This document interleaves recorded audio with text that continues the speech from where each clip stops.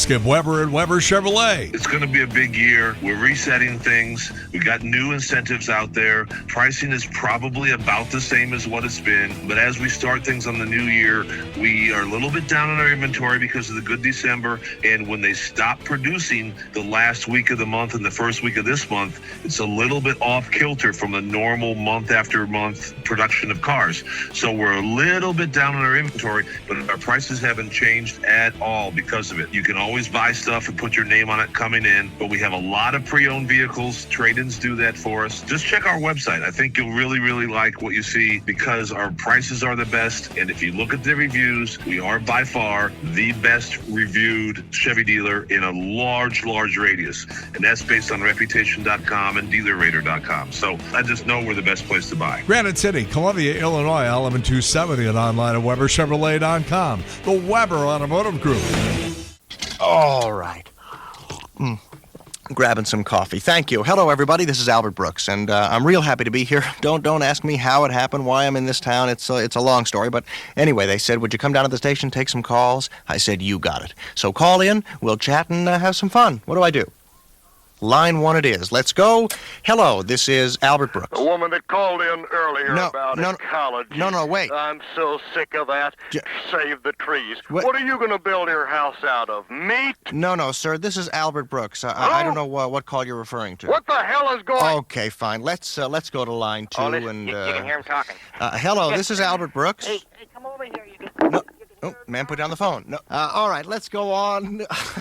Line 3. Hello. Oh, my, listen. That's interesting.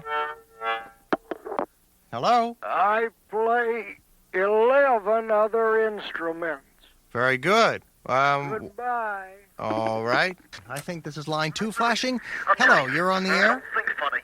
Turn your radio down. Hello? Hello? Just do the best you can. Hello? Hello? Turn your radio down. Move on. I think this is hello? Yes, okay. Ladies and gentlemen, I have had a B-A-double-L. I thank you all very much. I turn the program back over to numero uno. Have a happy, won't you? Hi, I just wanted to let you know that JC is out there running his mouth. Let me read you a comment that he left to someone. Hello, Beth, you Nazi cow.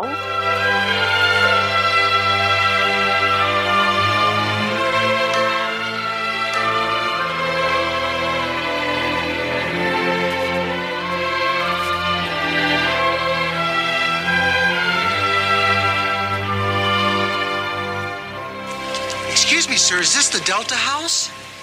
Sure. Come on in. You know, I have been thinking about this. You know what makes people violent? I don't think it's television or films. I think it's alarm clocks because it wakes you up abruptly, puts you in a bad mood. You're irritable, you're cranky. I think you should just wake up naturally with an alarm clock that has a human voice, like, come on, buddy, time to get up, pal.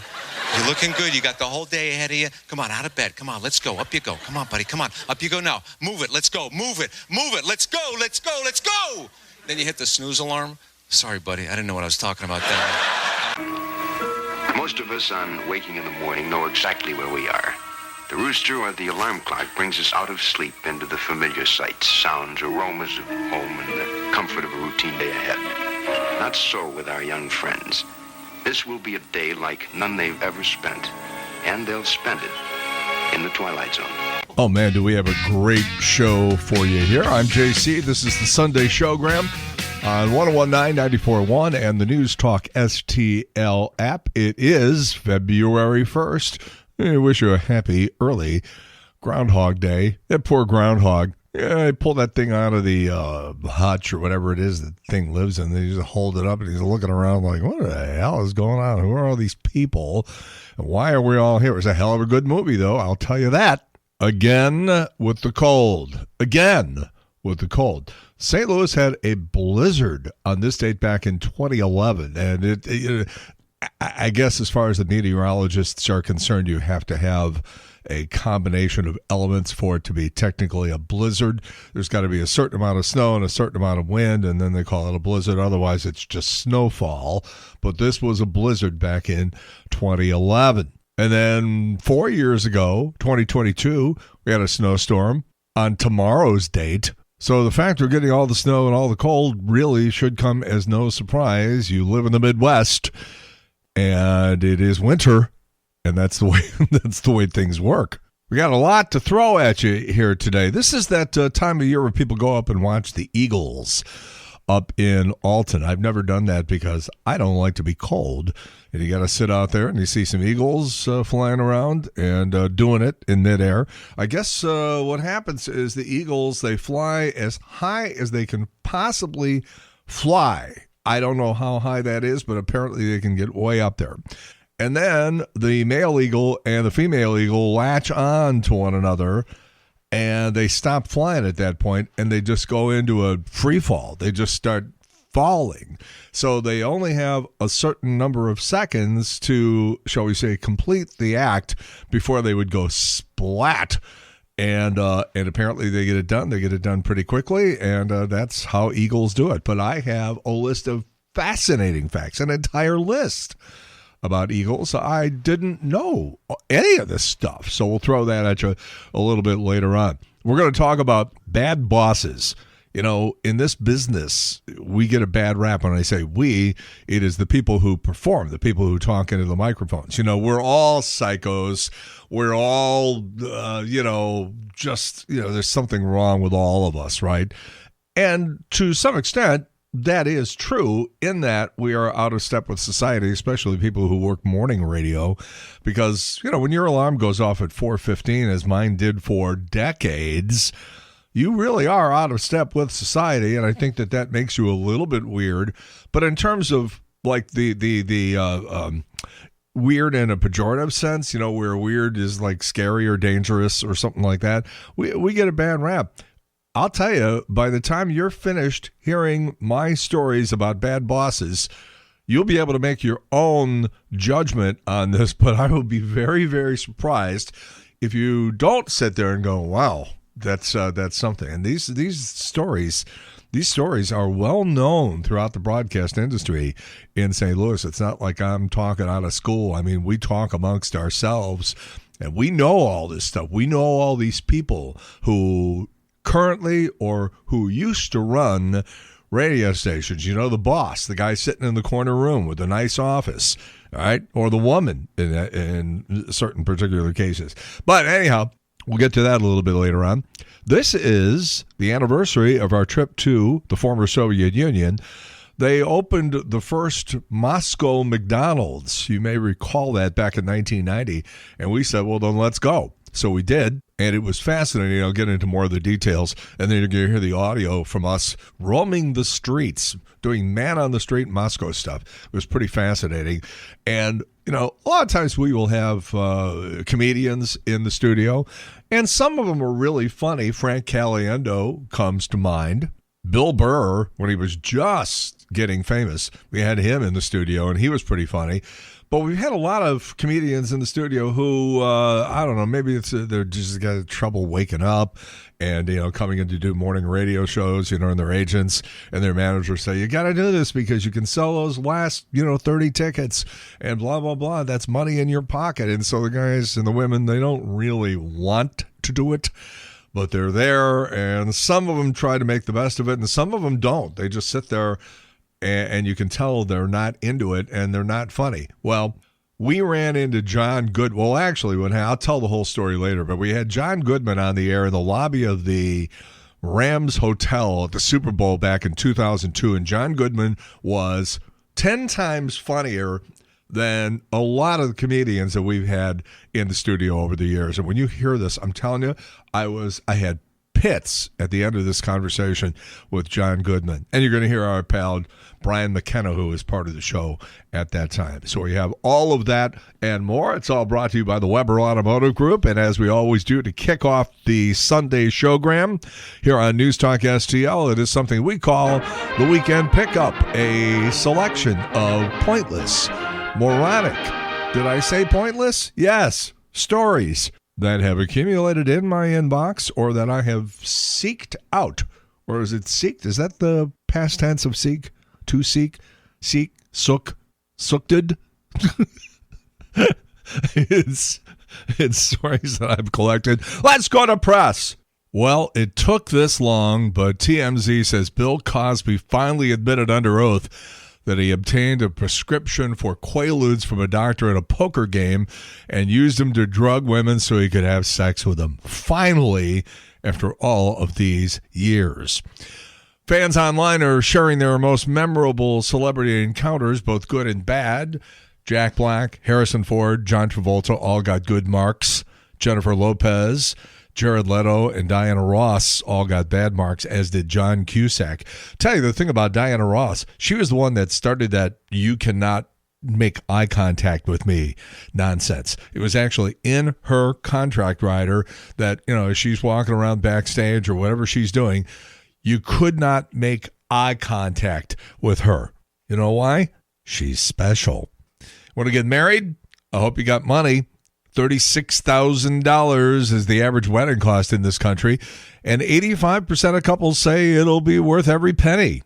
A tourist got mauled by a snow leopard at a popular ski destination in China after getting too close while trying to take a selfie. I've seen a number of these things, especially out west, like in Montana, Colorado, places like that.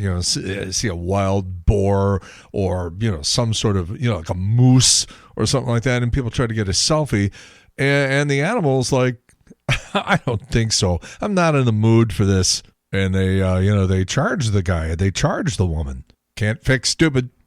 New study has found that drinking tea can improve your health and help you live longer as long as you don't add sugar or other additives. It was hard to find a bigger show in the mid-1970s than Happy Days, and that show may have helped people learn the Heimlich maneuver because Dr. Heimlich was related to Anson Williams, who played Potsy on the show. He helped the doctor get the Heimlich out to the public. Harry Styles is not a description of female porn stars in the 1970s. Harry Styles, as you probably know, is a singer, and he's very popular right now. Girls think he's cute. He's young, and he's on concert tour right now. And fans are getting a little upset that tickets cost up to $1,182. One fan says, "Oh, I guess I'll be staying home." When we went to see Stevie Nicks in Savannah, Georgia, a couple of years ago, there were lots of tickets that were at least that much, but that was all in the secondary market. Chicago Bears sweater vest that Mike Ditka wore during the Bears' Super Bowl 20 victory 40 years ago is on the auction block. As of last night, the bidding was up to $82,000. A lot of country fans are asking the same question about the Grammys, which are tonight. Why is country music missing from all of the major categories? Was it an intentional snub? Well, it doesn't take a brain surgeon to figure out that there's one of these Country Music Association award shows on about every 6 to 8 weeks. Every time you turn on the TV, there's another country music show on. And I guess the Grammys are like, well, you guys have your own shows. We're going in a different direction. Last episode of The Late Show with Stephen Colbert is going to be May 21st. Lou Gramm of Foreigner dropping a new solo album, all unreleased stuff from the 80s. Meanwhile, Neil Young giving his entire music catalog free of charge to the 57,000 residents of Greenland. No hard feelings, guys. Whether you like him or not, Bill Belichick is believed to be a first ballot Hall of Famer, the National Football League, but he didn't make the cut. Well, got sportscasters staring into the camera lens going, I don't get it. How is it possible? How is it possible? He's got all those Super Bowl rings. How is it possible? Here's how it's possible. Spygate. He cheated a lot. He was a great coach, but he cheated. He'll get in, but they're going to let him sit and stew for a little while. I think most people, including present company, have just tried to forget that the year 2025 ever existed. On a scale of 1 to 10, the average score of American surveys comes out to about 5.3. I'm surprised it's that high. And after all the bad weather that went all the way from, Texas and New Mexico, right through St. Louis and all the way out to the East Coast, there's another one happening this weekend, one of those bomb cyclones up and down the East Coast. This, of course, is the sit around and wait and do nothing weekend in the National Football League. You just got to sit there on Sunday, and I don't know what people are going to do later on today. What are guys going to do? What are women going to do? There's many female football fans out there now as there are men. And what do you do? What do you do on a Sunday afternoon now? You talk to your family? The Eagles performed for the first time without Joe Walsh since he joined the band in 1975. He had the flu, had to miss a bunch of shows. Handmaid's Tale sequel series, The Testaments, will premiere on April 8th. Some idiot with road rage opened fire on a snowplow near Kansas City last weekend. Nobody was hurt. Cops tracked him down and arrested him. Why would you shoot the people who are trying to help you? Unless it was one of those plows who came by in the neighborhood and just pushed all of the snow right back up onto your driveway and onto your car after you just cleaned it. Those guys are great, aren't they? A cat that escaped from its owner's camper in Spain 5 months ago just showed up less than a mile from their home in France. They say he walked 155 miles to get home. That story again, many cats look alike. And if you're sick of the cold, there's a record heat wave happening in Australia right now. The temperatures are soaring above 120 degrees. In a survey, 25% of couples say they only have sex once a month or less. Average couple does the horizontal about 4 times every month for about 18.6 minutes each time. We're just a couple of days away from the Olympics. They did a poll of more than 9,000 Americans to see how amped up they were, and the excitement was like, yeah. Want to lower your cholesterol? Fast. Big Science News this week said that if you eat nothing but oatmeal for 2 days, it can lower your cholesterol for 6 weeks. A new study reveals that more than 1/3 of teenage boys between the ages of 11 and 17 have admitted to gambling in the last year. Alabama state government has passed a bill that would criminalize protesting in a mask without a doctor's note. So they're more worried about the protesters' identity than the ICE guys who are wearing masks.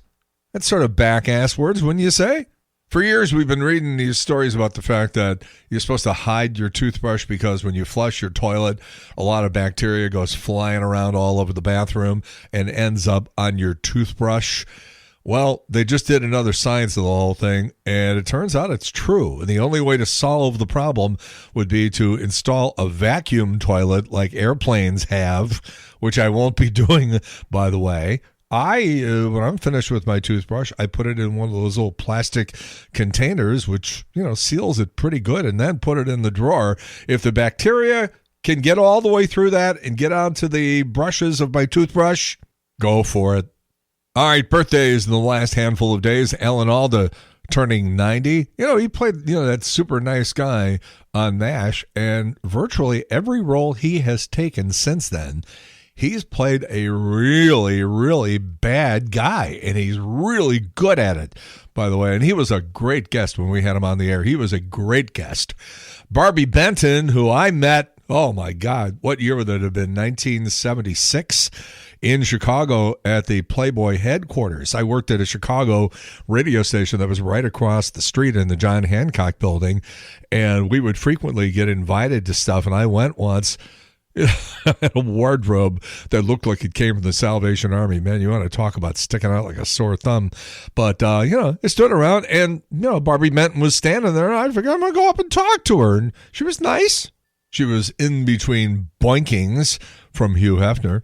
Sarah McLachlan, 58. Bridget Fonda, and I'm not going to open up that can of worms because the last time I did, women started screaming at me, but if Bridget Fonda, arguably one of the cutest girls when she was young, appears to have put on somewhere in the vicinity of 250 pounds and is unidentifiable. They got a picture of her walking along, and it was like, it can't possibly be, but it is. She's 62 now. What a shame.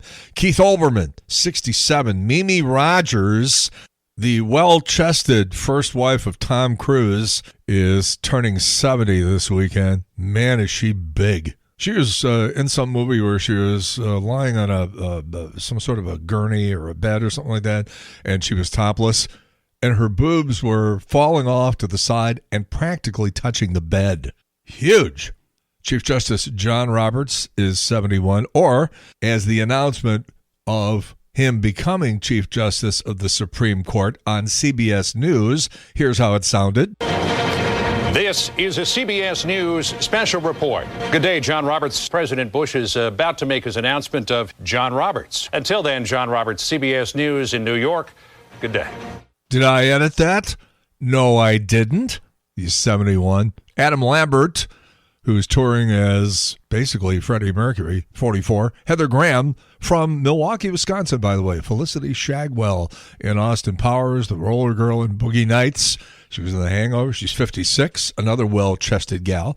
Edward Burns from the Brothers McMullen, 58. Oprah is 72. Tom Selleck, he wants your parents' house, 81. And normally I don't do birthdays of people who are dead, but I'm doing this one because it's got a great story attached to it. John Forsythe he was on television shows all the way back in the late 50s and early 60s. And then, of course, he was Blake Carrington in the original Dynasty. He was the voice of Charlie on Charlie's Angels. And do you remember the name Harry Ornest? If you were around in the mid-1980s, it was Harry Ornest who purchased the St. Louis Blues, which on one hand was great because it kept them from moving to Saskatchewan, which is what they were trying to do. So Harry buys the Blues, keeps them in St. Louis, but really during his ownership of the Blues, which only was a couple of years, it was pretty much a reign of terror. I mean, there's so many stories. There's just so many stories about Harry Ornest, who, let's just say he was a free spirit. So after he sold the Blues to Mike Shanahan, he went back to California, and he's at some racetrack in Southern California. And he and John Forsythe got into some sort of a fight. And I guess it was an actual fight. Apparently, Harry Ornest turned John Forsythe's lights out. I never heard anything more about it after that. 47 years ago, 1979, a San Diego teenager gets up one Monday morning and sees an elementary school across the street and takes out a gun and starts just randomly shooting at kids. Killed 2 of them, wounded 9. And when they arrested her, they said, "Why did you do this?" She said, "I don't like Mondays," which was the inspiration for the Bob Geldof Boomtown Rats song of the same name. Christian Bale turning 52. Phil Collins, who is in bad shape, although not as bad as the internet would have you believe, because they're basically saying he's in hospice, he can't communicate, he's knocking on heaven's door. Well, he was just on TV the other night. It was on one of the entertainment shows, and he looks bad. And he's either walking with a cane or in a wheelchair. And he's been sober for 2 years. He was pretty proud of that. But he's got all this neurological stuff going on. And he's just in bad shape. Turning 75 this weekend. Vanessa Redgrave. Wow. If ever I would leave you, it wouldn't be in springtime. Seeing you in springtime, I never could go. Oh, not in... Oh, I blew it. Oh, never in springtime. This is summer, fall. No, never would I leave you at all. Okay, yeah. Camelot, or Camel Little. She's 89. And the Rams over the Titans. This week in the year 2000, Kurt Warner, 414 yards, MVP. All right, birthdays yesterday, Justin Timberlake, 45. Bobby Moynihan from Saturday Night Live, 49. Kerry Washington, 49. Portia de Rossi, Ellen's wife, 53. Minnie Driver, 56. Anthony LaPaglia, the guy who HBO originally wanted to play Tony Soprano, but he turned him down. He's 67. Harry Casey of Casey and the Sunshine Band, 75. Nolan Ryan, baseball legend, 79.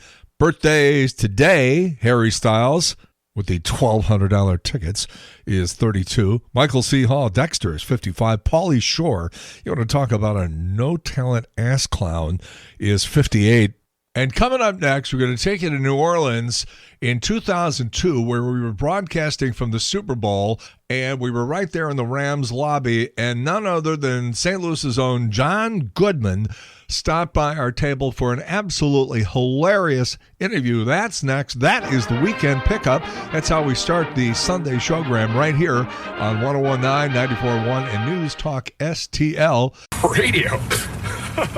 Who needs a radio? Like what you're hearing? Don't forget JC's Wayback Machine every Saturday night from 6 until 9 on 101.9 and 94.1 News Talk STL and the free News Talk STL app. I don't know, maybe you guys get tired of hearing me complain about the current state of over-the-air radio these days. It used to be so much fun. I can't even convey to you how much fun it used to be. We used to have a promotional budget of $100,000 a year.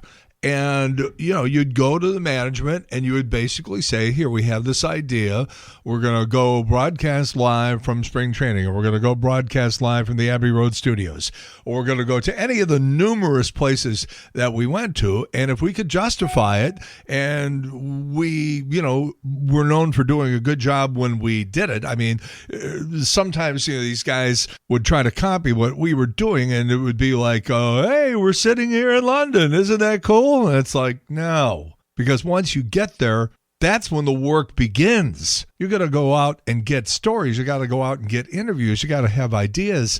You got to put that stuff on the air. And we were known for doing that. So, you know, I was very vigilant about that, about conveying that idea to my co-hosts that, hey, we can't coast once we get here. Yeah, we're going to have a good time and everything, but we're here to work. So just don't forget that. So the radio station management in 2002 said, yeah, okay, you can go broadcast live from the Rams lobby of their hotel.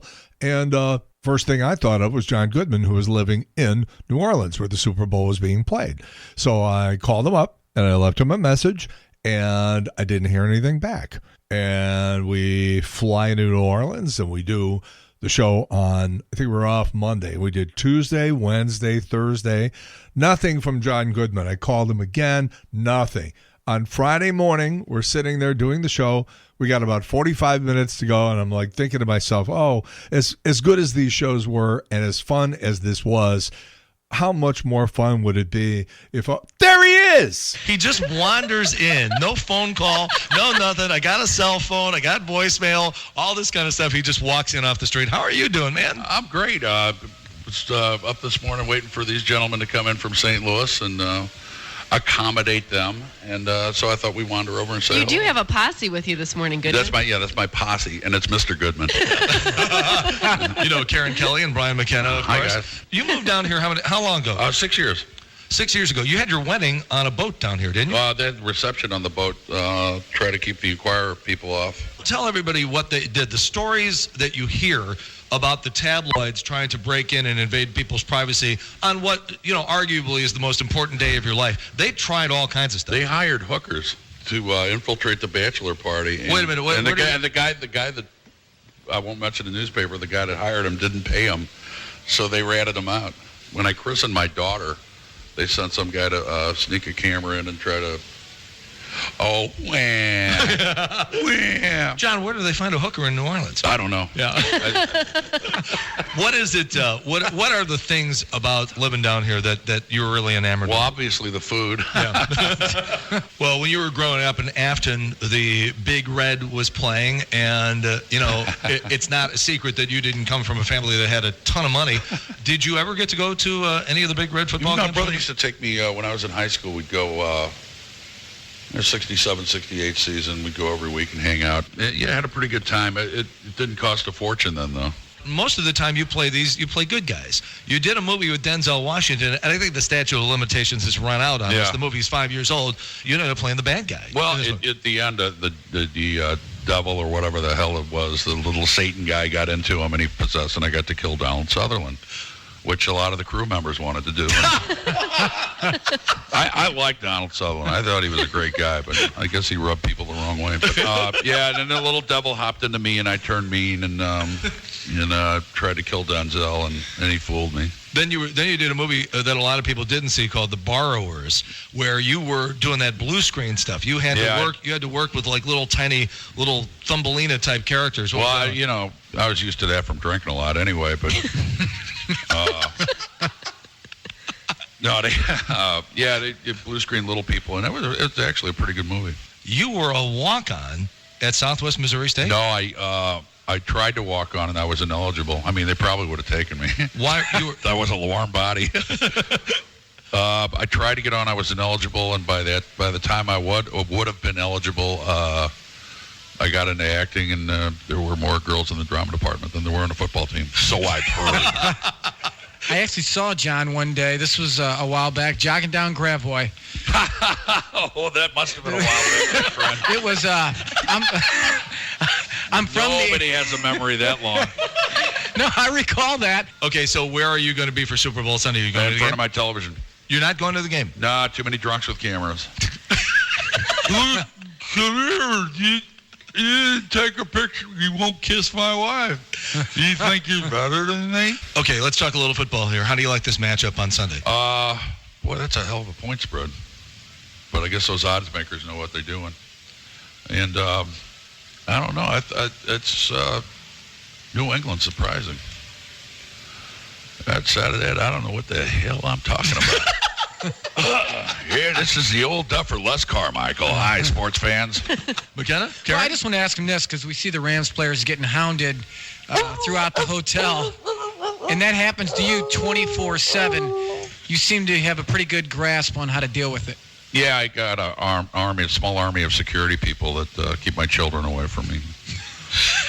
No, you just keep moving. And how many people buy you drinks? Well, you can't let them buy you a drink, or they own you. I bought you a beer. Now get over here and tap dance. And wear this here pickle hat on your head. There's something about your approachability. I think that's what it is. You don't go around acting like drinkability. Well, no, you don't go around acting Hollywood. You don't dress Hollywood. You don't do any of that stuff. And so people, I just think they can just come up to you because you're John Goodman. I'm gonna go get me a beret and a cigarette holder.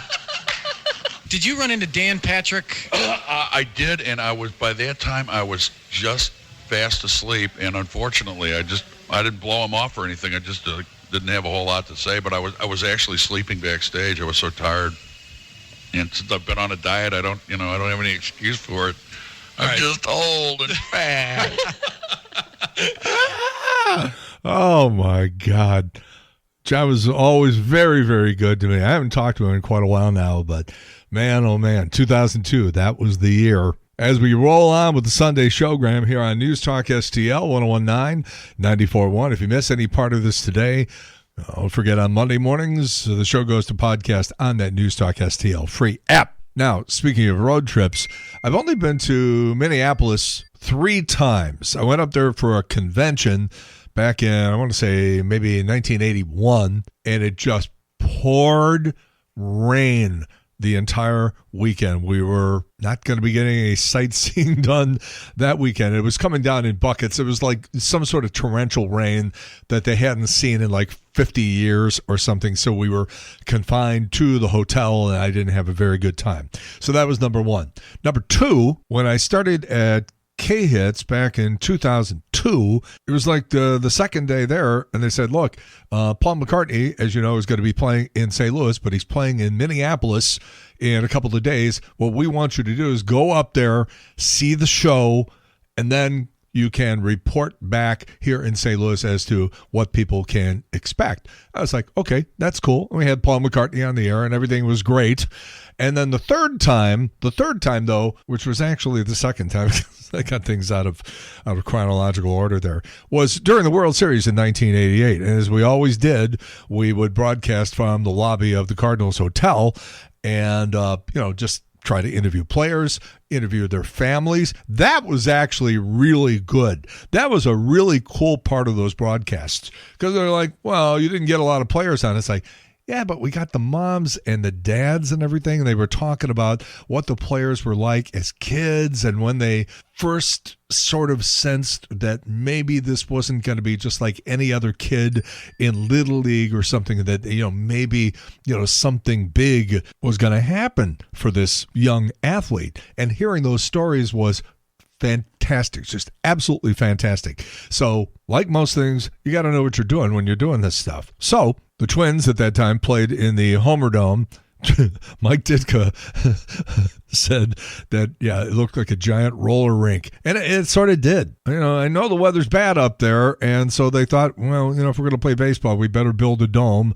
And it had one of those air-suspended membrane-type roofs. They had one of those in Minnesota, too, and the thing collapsed under heavy snow, so those things went away. Now they're back to playing in open air, but I just remember that it was cold, and I was glad we were playing inside. And, of course, the Cardinals lost that series with the Minnesota Twins. But, again, a lot of it was baseball, in terms of the broadcast. A lot of it was baseball, but a lot of it was, well, we're here in Minneapolis. Let's go find out what this place is like.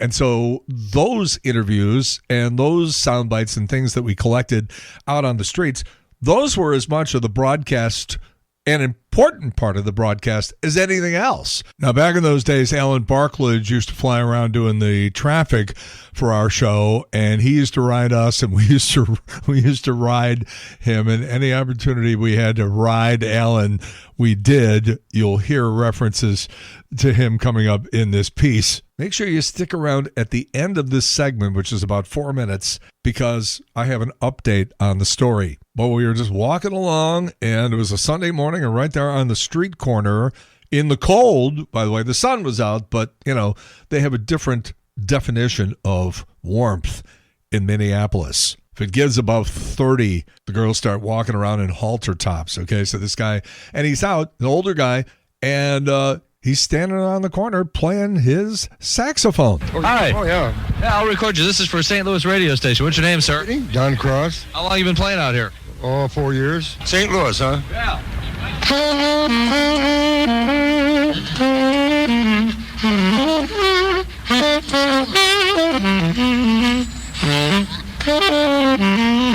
Hey, it gets pretty cold out here. How long can you still play? I only come on warm days, but it's not too bad. I haven't played for 30 years, and I started about 4 years ago. What made you start playing again? Broke. What kind of business were you in? I've been into a lot of 10 things, art, photo, sign, and drafting, and I had a one sign shop.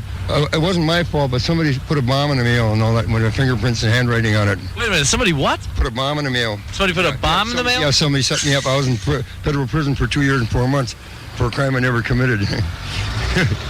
Wow, they should do a movie about you. Oh, yeah. They just picked up the guy now after 11 years. They've been holding him for 9 months, but they're not on that charge. There's a lot of things going on in the country now. You can't go anywhere. But in the last 2 or 3 months, there's 5 crimes, major crimes right around me in a motel in the USA.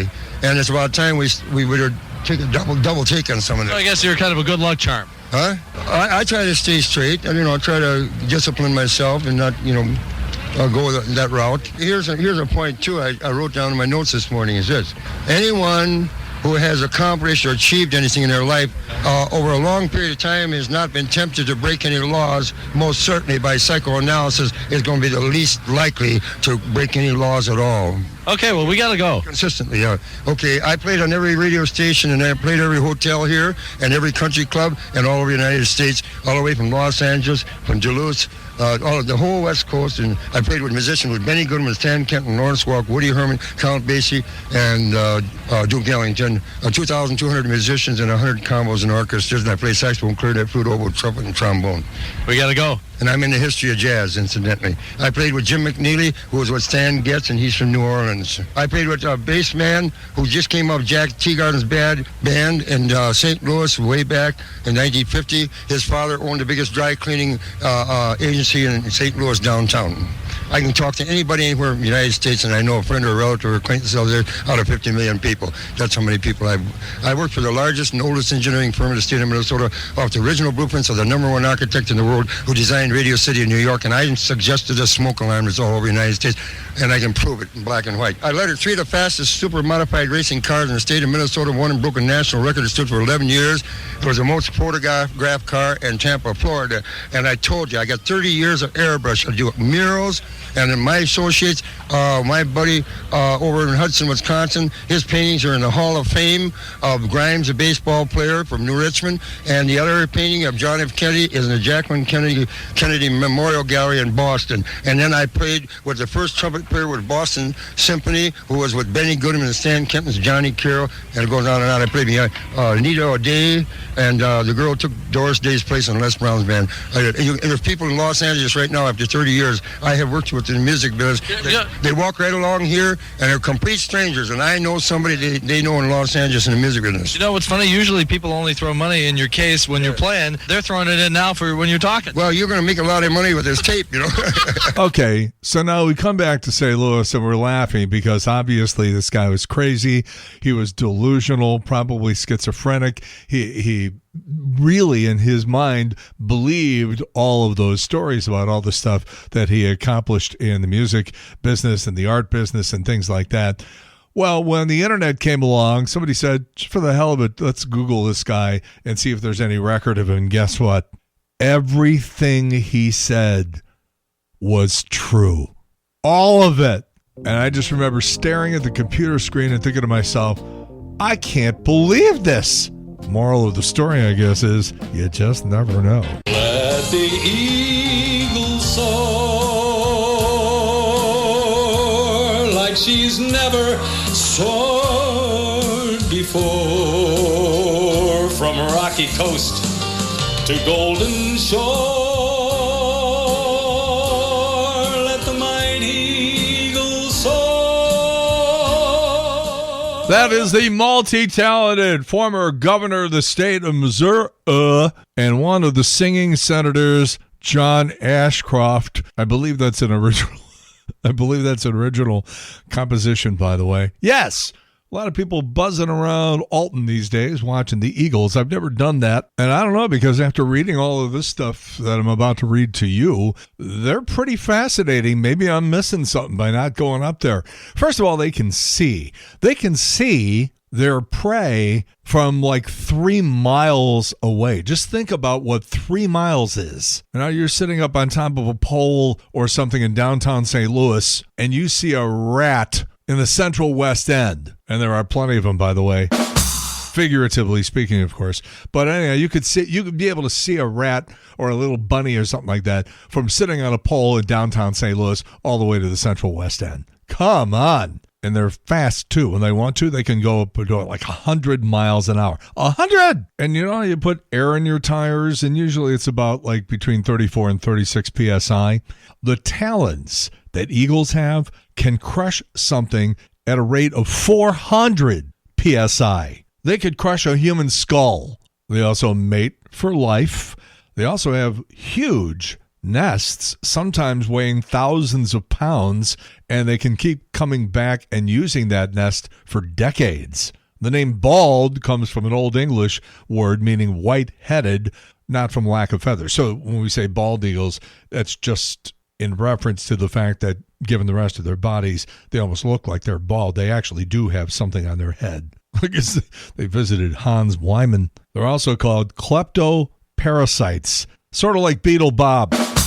Good morning, everybody. They're opportunistic hunters. They're thieves. So if you leave something on a bench or something like that, and they're figuring, hey, he's not looking, I'm going in. Now, when they have babies, instead of just pushing them out of the nest and going, I hope you figure out how to fly before you go splat, parent eagles, what they do is they gradually reduce the amount of food that they give the baby until the bird finally figures out, hey, I'm going to have to go out and do a little hunting on my own.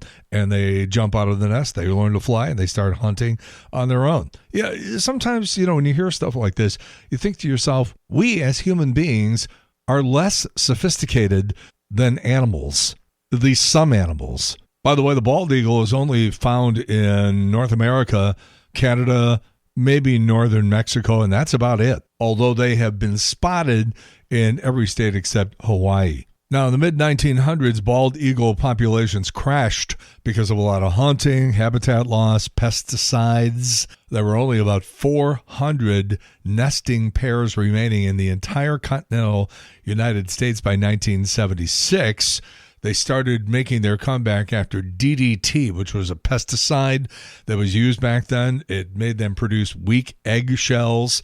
Anyhow, that stuff was banned in 72, and the eagle population started to replenish. Eagles can live up until about 25 years old in the wild, 50 if they're in captivity. And by the way, a lot of time when you think you are hearing an eagle screech, it turns out that that's not it. Because eagles actually have sort of weak screeches in television shows and movies and stuff like that. They often replace the sound of an eagle with a red-tailed hawk. And it turns out all these years I've been guilty of that too.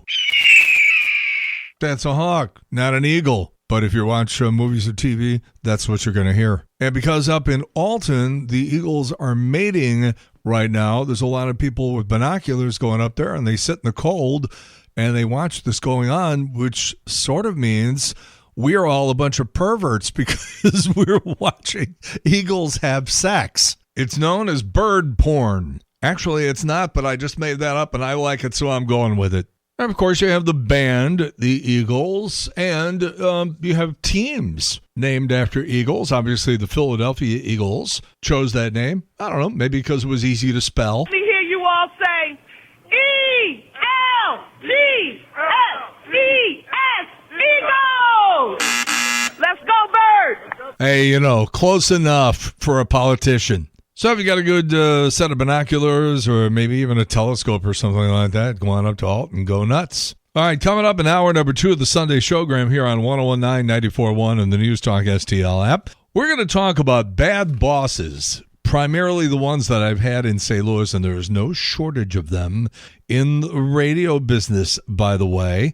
We're also going to go back to 1990 for the grand opening of the very first McDonald's in the former Soviet Union. We did lots of man-on-the-street stuff and everything. It was a fascinating trip and lots of cool stuff. All of that coming up in hour number 2. Keep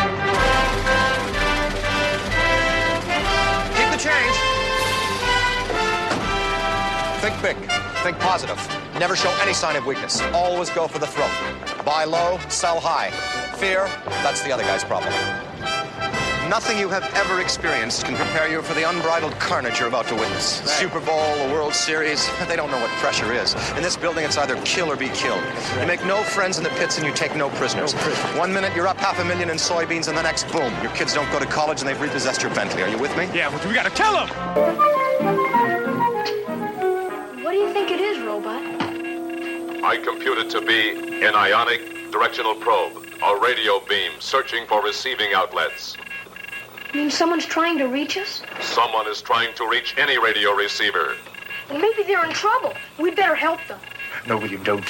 We have no way of knowing who it is out there. They might be terrible people. Dr. Smith, whoever they are, they're in trouble or something. We can't just stand here and do nothing. Why not? This is the Jupiter 2. Identify yourself, please. It's JC's Sunday Showgram on News Talk STL. No, I'm just getting warmed up. Happy to see you again. Don't be nervous. Don't be rocky. You're a teenage guest disc jockey now. And let me begin by wishing you a beautiful... It is the Sunday Showgram for the 1st of February, 2026.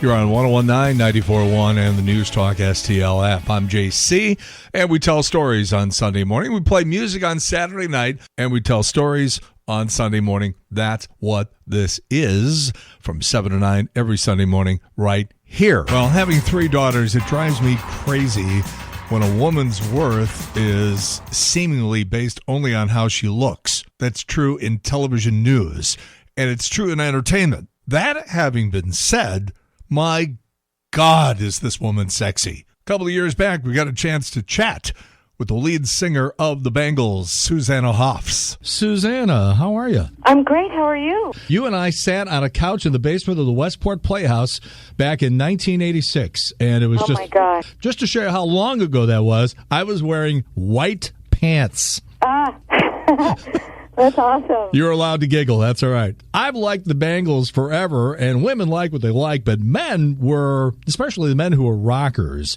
were always not so sure about admitting to the fact that they liked the Bangles. But you guys were so awesome looking, and you had these catchy songs. Did you have much trouble being taken seriously as a real band and real musicians?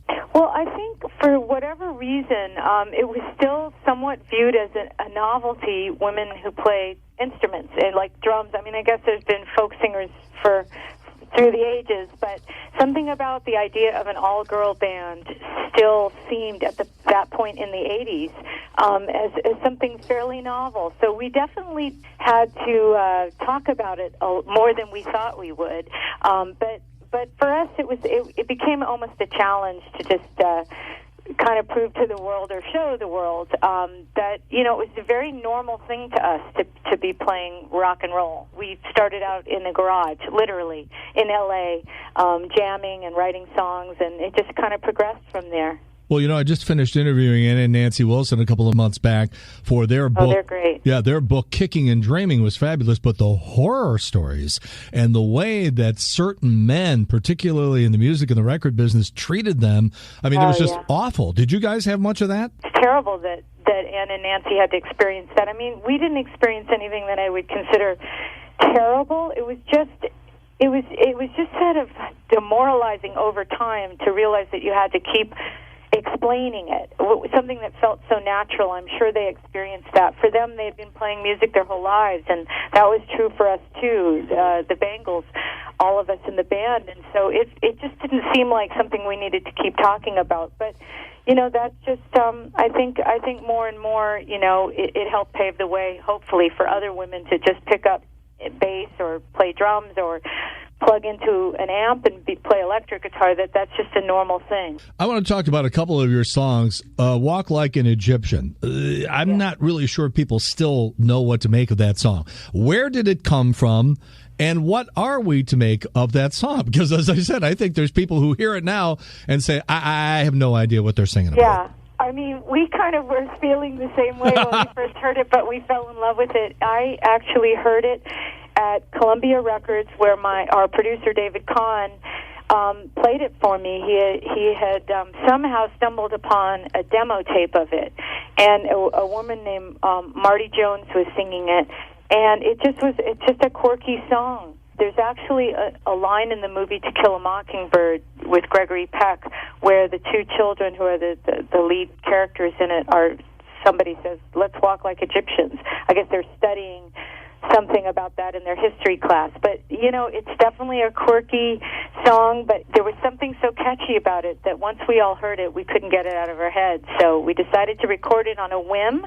and throw it on the album, kind of just for fun. And who would have thunk that it ended up becoming a big hit for us. And then on the flip side, you get a song like If She Knew What She Wants, which I think a lot of people listened to for a long time before they really understood what that song was about. It was actually sort of a complicated theme. The idea that a man should not be seen as providing everything that a woman needs in her life. Well, you talk a little bit about the song. Well, it was written by our friend Jules Shear, and that's one of the things that's always fun when you do cover other people's songs, and I've done this with Matthew Sweet on Under the Covers, our new record, where you take a song that's written or sung originally by a man coming from that perspective, and you kind of flip it around. It's fun to sort of skew the perspective on the song, and I think it's basically just about relationships, you know, and how difficult they are to get just right. I don't think we ever do,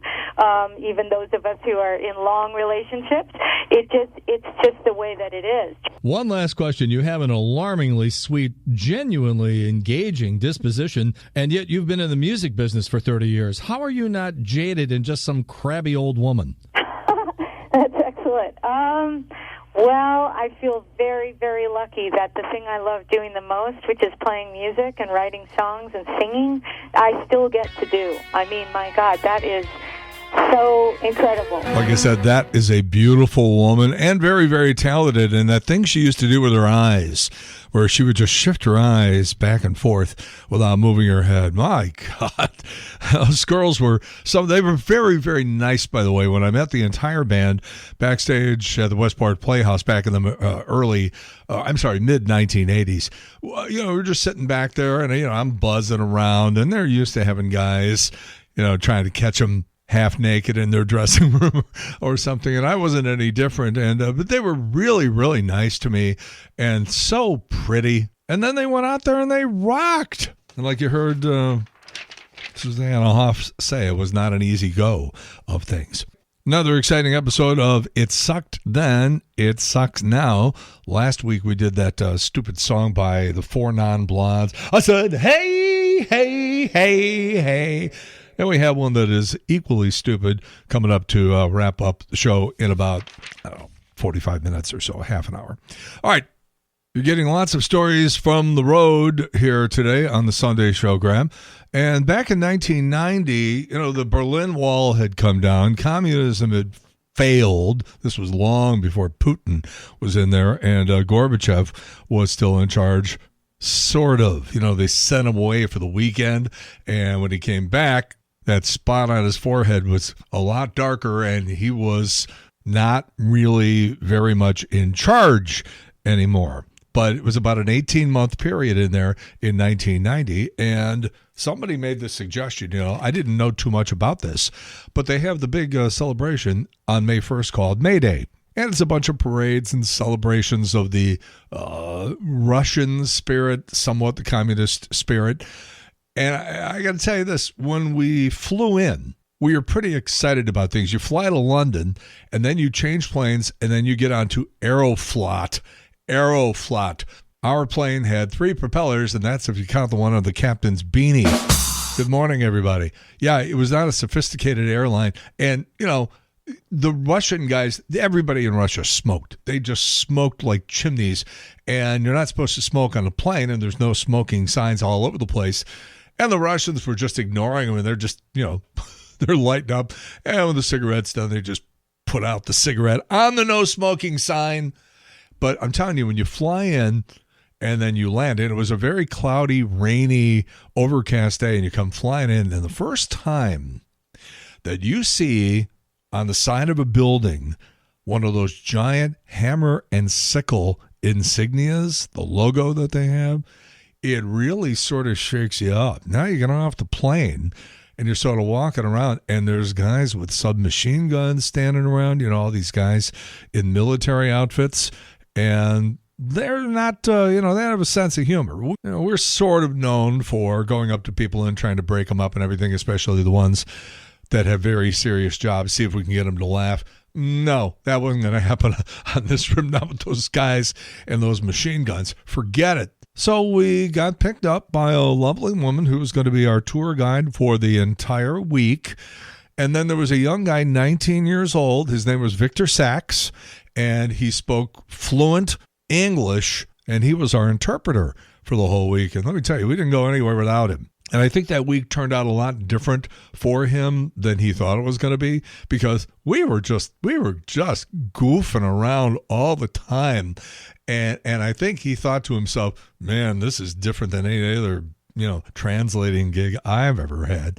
And we were taking him out all the time and getting him drunk. And just really, we made him one of the crew. And I just think it was probably the best year of his life. And he was trying to stay out of the military, by the way. He was trying to figure out some way to stay out, because it's mandatory military involvement for, I think it's 2 years, for all Russian kids. I don't know if it's the women too, but I know it is for the men. And he was trying to figure out some way to get out of it. But there were things that you noticed about the difference between life in America and life in Russia. The first thing you notice is it's not that different from the way we live. I'm a child of the 50s and 60s, and I did all that duck and cover stuff, where we were fearful that an atomic attack was going to happen at some time. You're supposed to hide under your desk or go into the hallway and cover your head like that was going to give you a chance. And what we sort of determined on our own by the end of the week is that we had been told a lot of stuff about the Russians that just weren't true and maybe were more reflective of life inside the Pentagon versus the Kremlin. But in terms of the people, they weren't that much different than us. We were going into restaurants and bars and stuff like that, especially the bars at night, and there's bands in there playing music. They were, again, now this was 1990, they were obsessed with the Beatles. There was Beatles stuff everywhere, and we were out a lot of different buses and tour buses and stuff, and almost every single one of them either had a sound system in the bus, or it was more likely that the driver had a boombox on his dashboard and was playing Beatles. And even when we went into the clubs, I still remember, JoJo was a man from Tucson, Arizona. He was giving the phonetic pronunciation. He said, Tucson, Tucson. And we got into lots of discussions with lots of different people. Almost all of the decent architecture, and I'm not the kind of guy who walks around and notices architecture, but I did on this trip. And you look around and you notice that all of the churches and a lot of the government buildings were very, very noticeable in terms of their architecture. A lot of gold leaf, on the tops of buildings and things like that. And almost every other building in the entire city of Moscow looked like hell. They were just square, unimaginative buildings that they just sort of threw up. The cars, all of these cars were like little go-karts practically. I don't know what kind of brand name was on them. I remember, I think the smallest car I ever rode in was a Renault. We used to say Renault, but it was a Renault. And these cars were like a third smaller than that. And you'd be jamming into these cars. You always had one of the guys sitting in the front seat because there was no room. And it was cold and it was damp. And the other thing I noticed is that I don't think I saw a pair of leather shoes the entire trip. All of the shoes were either sneakers or made of some sort of plastic or plastic-based material. Sunday was the day that everybody went to the big mall, and so we did too, and it was just elbow to elbow in the place. Everybody was just sort of walking around. There was nothing on the shelves.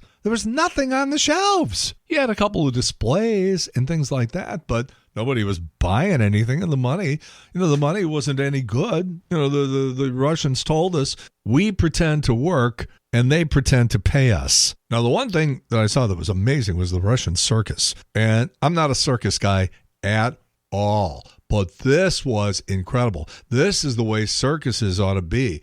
There were very few animals. It was mostly acrobatics. And man, were these people good, not only in terms of the acrobatics, but also their interaction with the crowd. I mean, it was the best circus I ever saw. I mean, really remarkable on every level. The food, terrible, just terrible. Everything was salmon, have the salmon, and you'd hold up a piece of salmon and you could see right through it. And then they had the borscht. And the borscht was, I'm sorry, my palate is not that adventurous. I looked at that stuff and said, I'm sorry, that's not for me. Now, we had been tipped off by listeners that clued us in before the trip and said, bring lots of little cans of tuna because otherwise you're going to starve to death because you're not going to like the food and you got to have something to eat. So I think I probably ate about 25 cans of tuna during that week in Moscow. The final night, the go-away night, all of a sudden food was produced that was actually pretty good. And they served wine and everything like that. But, that was only on the last night. Our accommodations were in something that I would describe as a one-star hotel. Now the buildings were clean, and the maids came in every day, and they didn't want money unless you were giving them American dollars, what they would call hard currency. What they really liked were things like bars of soap, cartons of cigarettes, things that they couldn't get. You give them a bar of soap, and they would spend an hour cleaning your room. And inside the room, there were no bath towels. You'd take a shower, come out, and you'd be drying yourself with what was essentially a kitchen-type hand towel. That was it. Television was all government operated. It wasn't even worth watching, although we did watch a little bit of stuff just to be able to, have something to talk about on the show. And I'll only say, we went with a guy by the name of John McCook. He was the president of the Greater Consortium of St. Louis McDonald's restaurants. He was like Mr. McDonald, and he wore a McDonald's tie, a McDonald's hat, a McDonald's shirt, McDonald's socks. He had a McDonald's belt. I mean, he really bought into the whole thing. And he was a great guy, though. He was a lot of fun. And we went into the Moscow McDonald's, as you'll hear here on this tape. And I think I counted 39 cash registers. The counter was enormous. And at lunchtime, there were like 400 people in line out in front of the place, many of them spending what was the equivalent of an entire month's, or at least an entire week's salary, just to be able to try out a Big Mac, to be able to say that they had one. There was so much curiosity, bordering on obsession about the American lifestyle. And again, that's something you'll hear on this tape I'm going to play here in just a second. But again, I can't stress this enough, how well we were treated and how nice the people were.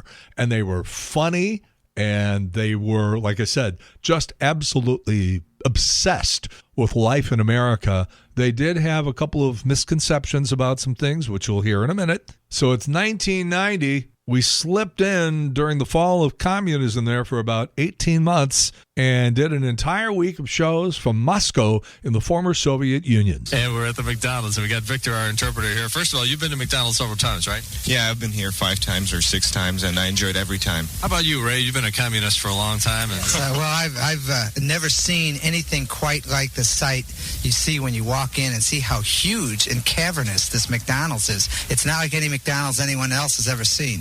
All right, Victor, let's see if we can talk to some of these folks here. Let's see if we can have these two young gals here. Would you explain what we're doing here? Это американская радиостанция, и мы хотели взять у вас небольшое интервью насчет Макдональдс. Really threw her for a loop, Victor. Are you sure you told her what we're doing, or did you make something up? I did. Well, let's ask the first question. Так, первый вопрос такой. How long she's been in line here? Вы сколько уже в очереди стоите приблизительно? 6 minutes. Six minutes. Oh, good. That's very good. In English, yeah. Okay, Victor, take a hike. We don't need you. Let's ask her if she's ever had food from McDonald's before. А вы уже раньше в Макдональдс были здесь? No. No. What do you expect? What do you think a hamburger from McDonald's will taste like? I don't know about McDonald's. I want to visit this restaurant. Good morning, St. Louis. Good afternoon, Moscow time. Добрый день. Now, this is the guy, in case you're wondering who Bob Abernathy is, when Tom Brokaw is sitting there at NBC News in New York or Washington, wherever he happens to be, and says, for the report, let's go to Moscow. You're the guy. I'm the guy.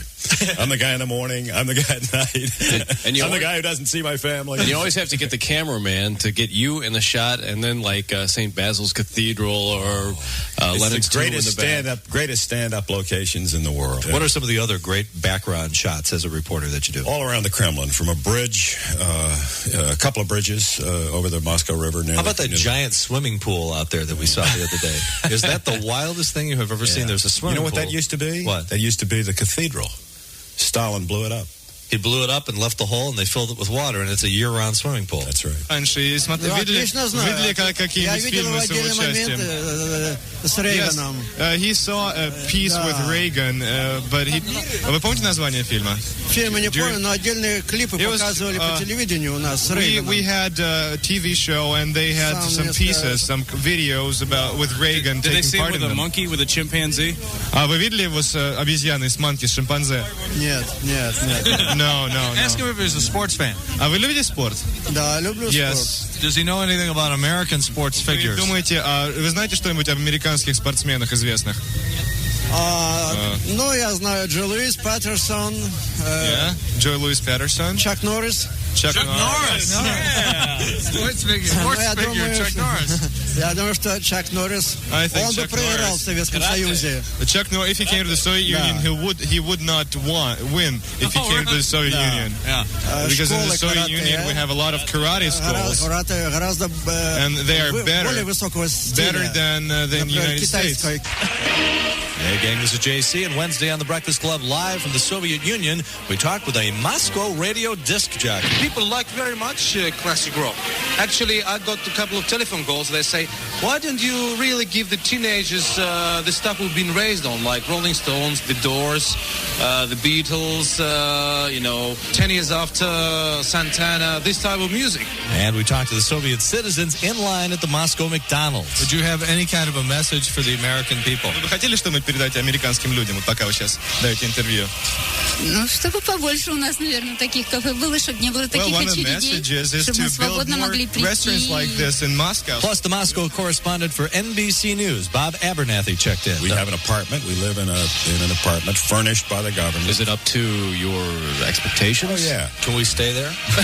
And we saw some kid in front of the Moscow News building wearing a Chicago Cubs jersey. I don't know. Tell him that the Chicago Cubs have been a losing team since 1908. Эта команда с 908 года не выиграла ни одного соревнования. We'll see you back in St. Louis Monday. До свидания from JC and the Breakfast Club. It's JC's Sunday Showgram on News Talk STL. The shows we do here on 101.9, 94.1 on the News Talk STL app, all made possible by Skip Weber and the Weber Automotive Group. I want to talk a little baseball. We had the winter warm-up last weekend. Pitchers and catchers report down here in Florida in less than 2 weeks. And so it's time to sort of mop up a little bit here. And I guess my question is, what are you thinking in terms of the 2026 season for your St. Louis Cardinals? I am not very optimistic about the 2026 season for the St. Louis Cardinals. It's a rebuilding year. They've traded away a lot of their key pieces, which I'm not against them doing that because you had to do something. I mean, it's been a while since they made the playoffs.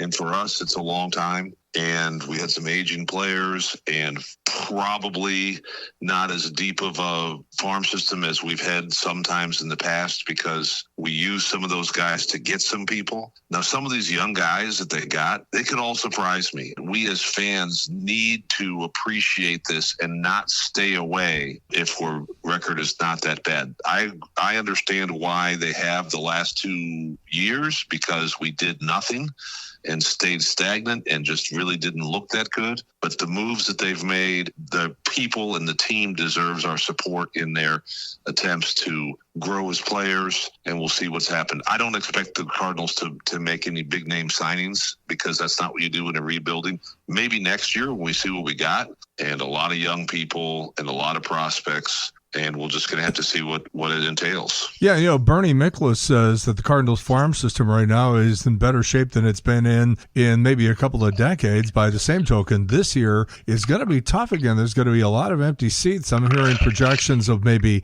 70 wins, 75 if they're lucky, and that ain't going to be anything that's going to bring fans in. However, normally when you've got a young star in the minor leagues and they're just sort of on the brink of being called up, they always say, well, we're going to keep them down there, give them the at-bats. We don't want to bring them up and have them sitting on the bench. Well, in terms of J.J. Weatherholt, I don't know whether to just bring them up and let them hit here. Bring them up. Could be the next Albert Pujols. Listen, I agree with you about the forecast, but when we did nothing the last 2 years and just we're going to rely on our aging superstars and a mediocre pitching staff, that's when I agree, don't renew your tickets, don't buy your tickets. Right now, I feel if you're a good fan, you get behind this team because they've made a lot of moves. They're retooling a lot of stuff. It's going to be probably disappointing. But hey, let's fill the stands and support these young kids. We've got so many arms in the minor leagues now. I mean, that's all we got for all these people was pitchers. And a lot of them are fairly rated, possibly high, because some of them are double A's, a lot of triple A's. Some people may be ready for the major leagues in a bullpen role. I say give some of the young kids a chance. I hope they don't trade away Brendan Donovan, but if they do, they do. I hope. Here, you got Mason Wynn. He's a good shortstop. You got Donovan, Burleson, and Newt Barr. They've all had flashes of being okay. Jordan Walker, same way.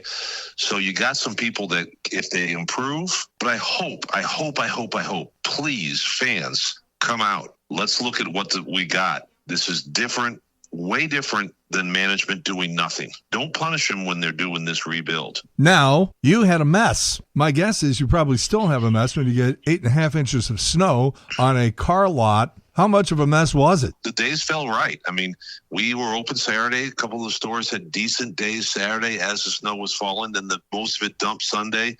We were prepared. Plows going, salt down. One of the tricks of the trade is we put all the windshield wipers up so they're not touching the glass, and so you can come out there and scrape the windshield. So Monday was scrape the lot, dig everybody out day, and really by Monday afternoon the lots looked okay. As we cross over to the month of February, what, if anything, does that mean at Weber Chevrolet? We got, the best-selling vehicle in St. Louis is the Equinox.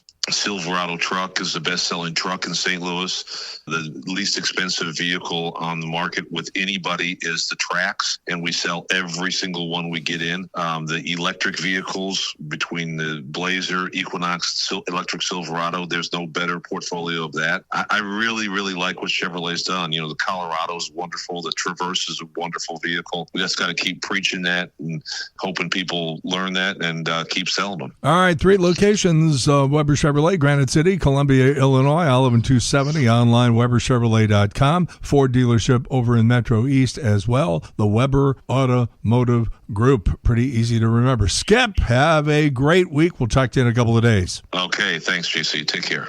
See, he's a regular guy, and he's the boss of over 300 people. That's the kind of boss I wish I had down through the years, but I haven't been that lucky.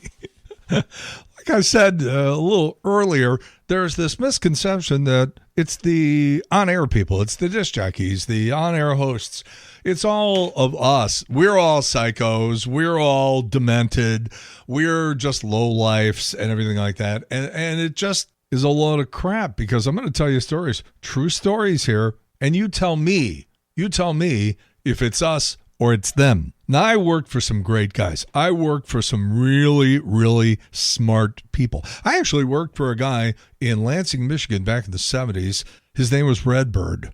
Honest to God, Red Bird. B-Y-R-D, but still, when you looked at it, you said it, it's Red Bird. I had a boss in Omaha, Nebraska, who was in his mid-30s and from the South, and he was the first guy I think I ever really got to know who was from the South. And not only was he from the South and had one of them there accents like that, actually not like that, it was like that, and he would say things like, I ain't gonna stick around till the last dog is hung.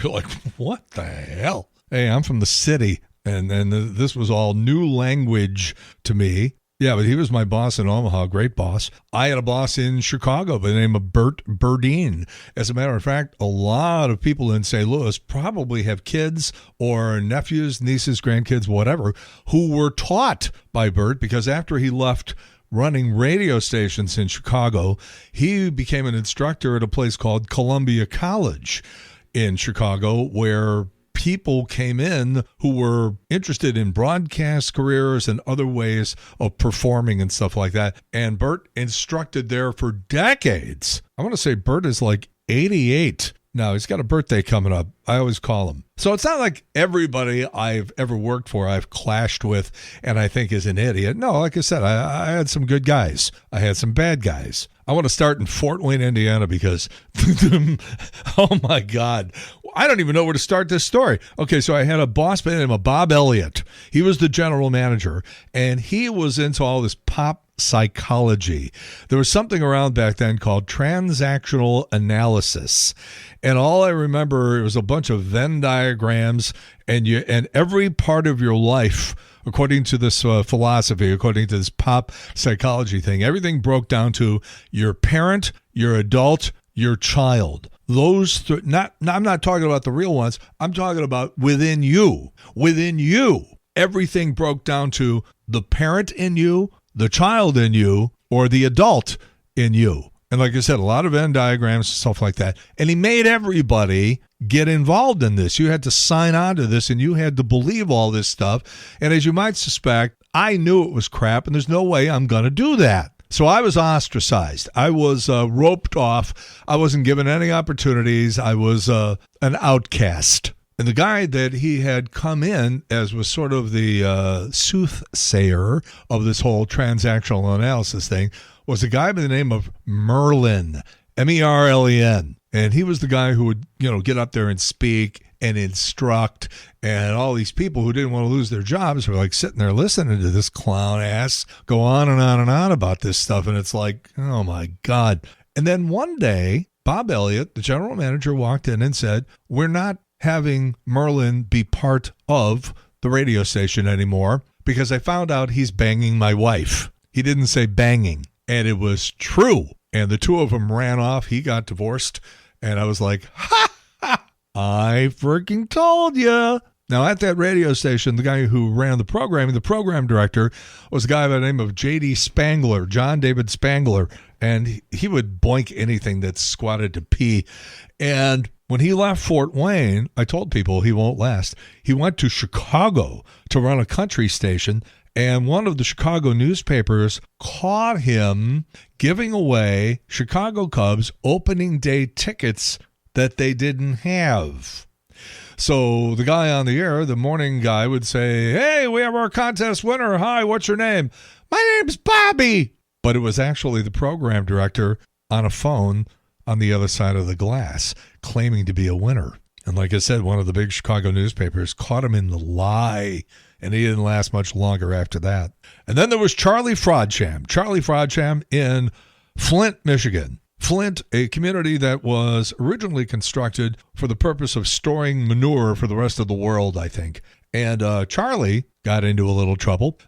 There was a young woman who was a fantastic singer, and the radio station used to, on occasion, produce its own jingles, and jingles for clients, go to Bob's Warehouse of Waterbeds, and she would sing that. She was really good. She was also about 300 pounds, and old Charlie decides that he's going to go tap that, and he gets her pregnant and embezzles $400 from the radio station coffers to pay for the abortion, which was quickly caught by one of the accountants at the radio station, and he got blown out. Again, this was my boss. There was a guy, and I won't say his name because he'll probably sue me, but he was running one of the FM rock radio stations I worked at in St. Louis, and he had a brilliant idea, by the way. The idea was to play classic rock, but also songs by classic rock artists that were still very active in making music. So that would include,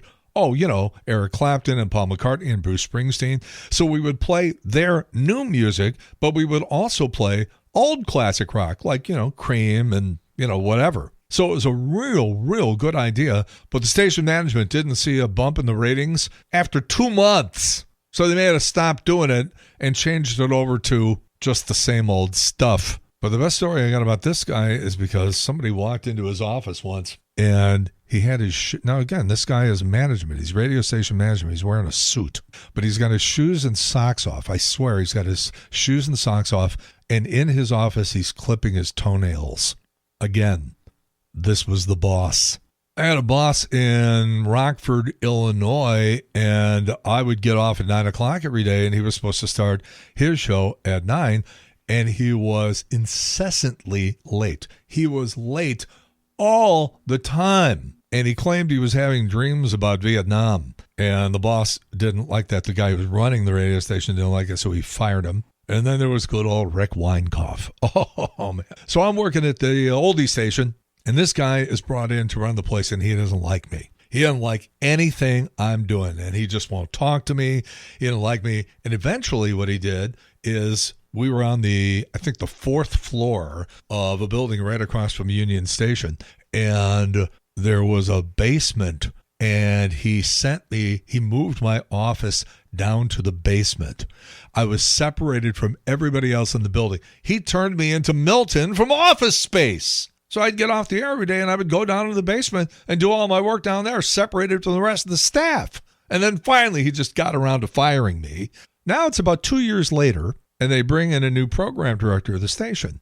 And he starts asking questions, and to make a long story short, he goes to this guy and says, I don't get it. You guys fired J.C. Corcoran like 2 years ago? Yeah. He's like, well, he's really good, and he has a history of ridiculous ratings. I mean, ratings and revenue is through the ceiling, and he's just sitting on the beach. He's not doing anything. He could be working for us. We're hiring him, and you better figure out some way to get along with him because we're bringing him back. And they did. And all of a sudden, this guy thought I was the greatest thing since sliced bread. And I hadn't changed a thing. He eventually got run out. Oh, and then we had the guy who was running the river when I was there, when I was doing the show with, Karen and Mike Bush was doing our sports. And we had Trish Brown from Channel 4 doing the weather. And there was another guy whose name I don't mention anymore because he was a lying scum. But anyhow, the program director comes in, and we know that he is tapping the midday girl. It's so obvious. But he has a wife and 2 kids out on the West Coast. And so everybody in the place, especially the women, had no respect for this guy because everybody knew that he was tapping the midday girl, but it was a case of quid pro quo because in exchange for Hummers, I guess you would say, he let the midday girl run the radio station. Nice deal, huh? One problem, she had no experience and had no idea what the hell she was doing. And we were playing the crappiest music I've ever heard in my life. We were playing a band called the Swinging Stakes. And then on Tuesdays, we did 2 for Tuesday, and you had 2 songs back-to-back by the Swinging Stakes. Have you ever heard of the Swinging Stakes? There was a guy who wasn't one of our, well, I guess he was technically a boss because he was a consultant. And when the consultants come in, you got to do what they say. That's what they're being paid for. And they tell you, play less of this, play more of this, put this little thing here. Whatever you do, don't say this, do it this way. And they were always tweaking, playing with the radio station.